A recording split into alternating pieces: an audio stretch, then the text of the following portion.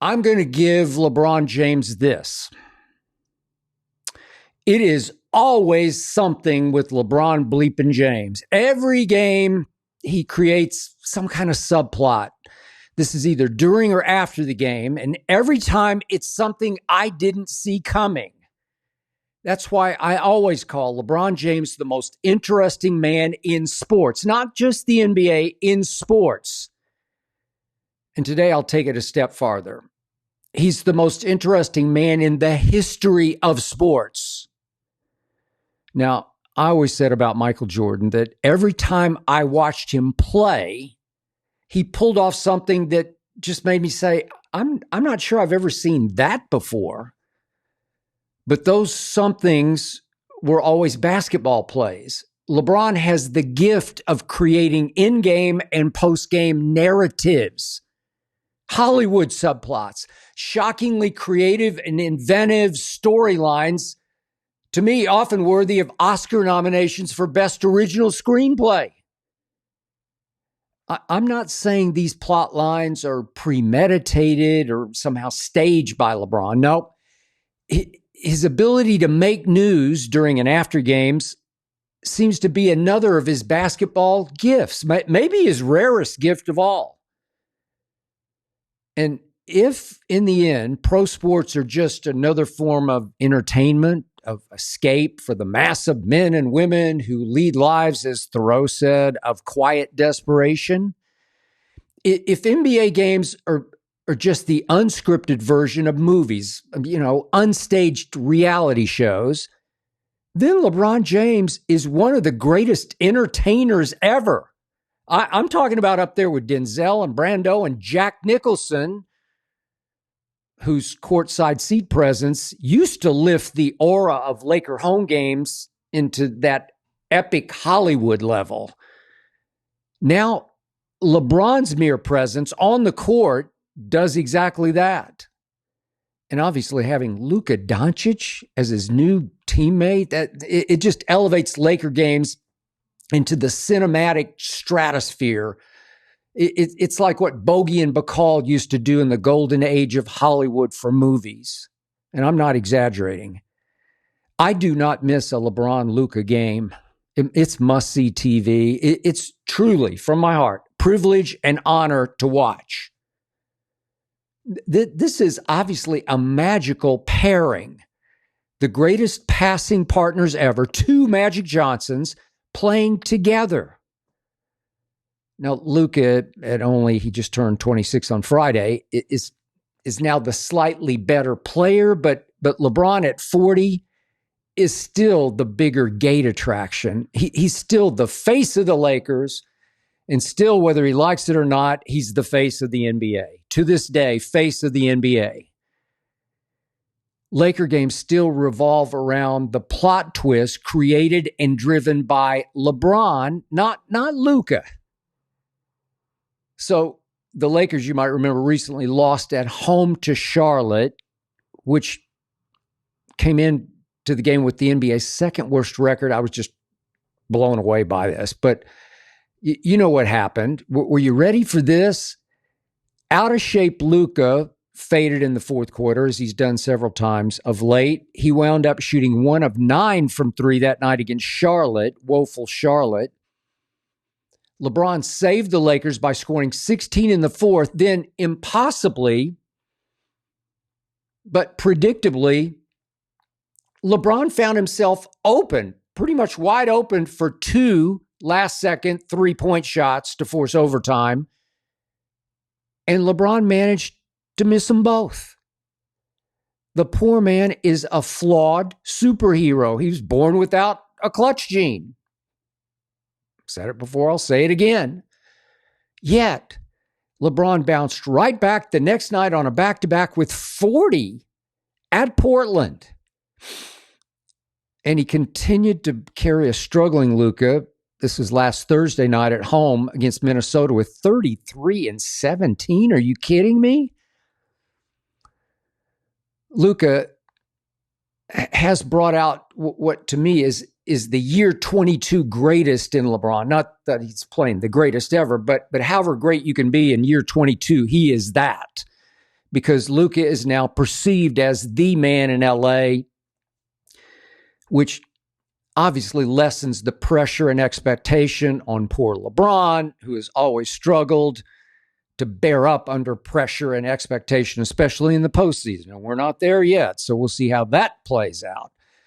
But so it was right after that Minnesota win, as I was sitting right here in this same seat, lauding and applauding LeBron James during a video that I was taping and posting. LeBron was sitting in front of his locker, in front of the gathered media, blasting NBA media coverage as too negative. What?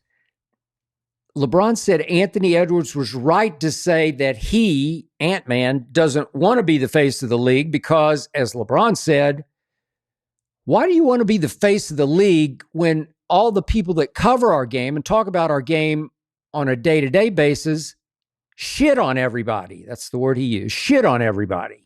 What?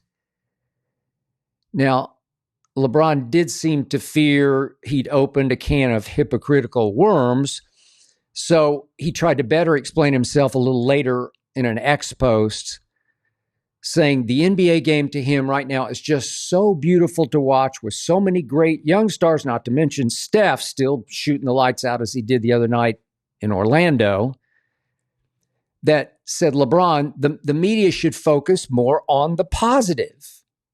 Yet, to LeBron's credit, he knew he had to do this. He did conclude with one last line, which was, of course, if players don't perform, we need to discuss that too and break that down. Thank you for that, LeBron, at least that. So let's still step back and put this all in perspective. LeBron is putting up impossibly great age 40 numbers for the hottest team in the NBA since late January. That's a team that has now won 16 of its last 19 games. He's now being lavished with resounding C-to-C praise for playing by far the greatest 40-year-old basketball we have ever seen. That's obviously including Michael Jordan at 40. And LeBron suddenly and shockingly bites the hand that feeds him.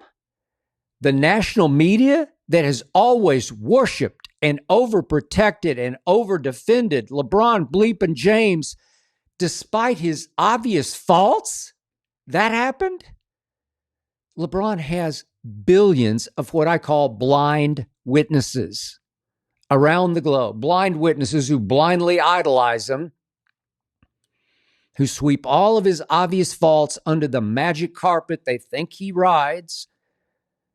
Billions of blind witnesses who proclaim LeBron the GOAT, even though Jordan went 6-0 in the finals with 6 MVPs, and LeBron is 4-6 in the finals only because Ray Allen saved him from 3-7. And you can make a strong case that Kyrie saved him from 2-8 in the finals. LeBron has, 160 million followers on Instagram and 53 million more followers on X. These are two huge, fawning, captive audiences. And he's blasting the national media for negativity? What? LeBron's billions of super fans have helped make LeBron a billionaire. And he's whining about, quote unquote, weird energy generated by NBA media coverage. What? Want to know the truth? Even at age 40, LeBron James is still a thin-skinned crybaby. And this is yet another reason I've always laughed at arguments that he's, quote unquote, better than Jordan. Better than Jordan. I mean, he's better than Jordan Goodwin, his new Laker teammate. He's better than Jordan Poole, better than DeAndre Jordan. But Michael Jeffrey Jordan, who won 10 scoring titles to LeBron's one, Stop it. Michael Jordan was the mentally toughest athlete I have ever known, and I did get to know him a little when I did cover his Chicago Bulls teams in that Last Dance season in Chicago, 1998. LeBron James has often been the mentally most fragile superstar I have ever closely observed, and the other night was case in point. You want the absolute truth here? What deeply eats at LeBron, who does have supremely high basketball IQ, I'm talking about genius level IQ. What deeply eats at LeBron is that he knows deep, deep down, he'll never be viewed inside the game as better than Jordan. And that in LA, he will never, ever be as beloved as Kobe, never, ever be viewed as more valuable than Magic was or Kareem was or Shaq was. In the end, it's just as simple as that. So, the other night we got wah, wah, wah, wah, wah from LeBron when you least expected it. They're the hottest team. He's on the hottest 40-year-old roll ever. I mean, talk about spoiled rotten. Seriously, how many journalists or commentators have told the absolute truth about LeBron, if you will, the way I have? I'm talking about the great and the not so great truth. I do both. I often say LeBron is still the best passer in basketball. Luke is close, but LeBron is better. I often say that LeBron is the greatest driver of the basketball I have ever seen. I'm talking about an ambidextrous 270-pound force. And I continue to say nobody has ever been in remotely as great a 40-year-old, year 22 shape as LeBron is in. I mean, it's glaringly obvious and great. What an achievement that is. But LeBron has often been let off the hook for so many epic fails. Against Boston, this was back in 2010, last go around in Cleveland the first time, games 4, 5, and 6 against Boston in that playoff series, after which his owner accused him of quitting. Then against Dallas in the finals, that first go around in Miami with the Heatles, games 4, 5, and 6 after Miami was up 2-1. LeBron was just a nightmare of a disaster. LeBron came unglued the final 3 minutes of Game 6 versus my San Antonio Spurs in 2013. Looked like that was over. LeBron LeBricked the tying 3. And Ray Allen saved him. I could go on. I have been tough but fair on LeBron. I have been honest about the great and the not so great. So many late and close missed threes, so many late and close missed free throws. The greatest scorer in NBA history has always been such a poor shooter by superstar standards. Tell me I'm wrong about this. You can't. But whoever brings any of that up.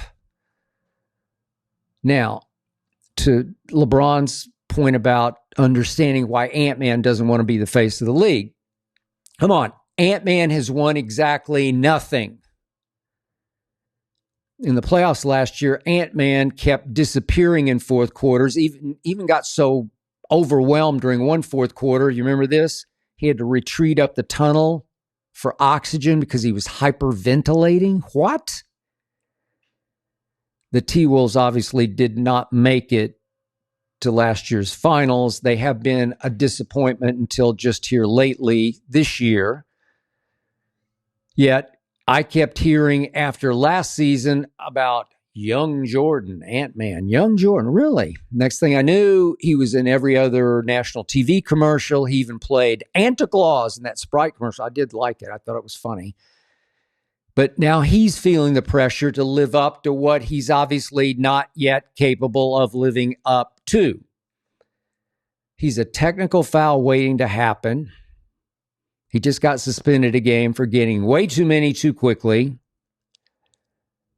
No wonder he says he doesn't want to be the face of the league. He doesn't want that label emblazoned upon him just yet. No, LeBron, you're still the face of this league. You're still the face of the Hollywood Lakers. To use your word, nobody in the media is shitting on you with weird energy. Come on, LeBron, the Luka for AD trade was the best thing that could have happened to you. This has changed late career life for you. What a charmed and blessed life you have. I mean, your son is even now a Laker teammate. Sometimes he gets to travel with you to road games. So what if you'll never be better than Jordan or more beloved than Kobe? You are the most entertaining player ever in any sport. During and after games, your plot twists always amaze and always amuse me, even when you inexplicably, unexpectedly whine for no reason at all.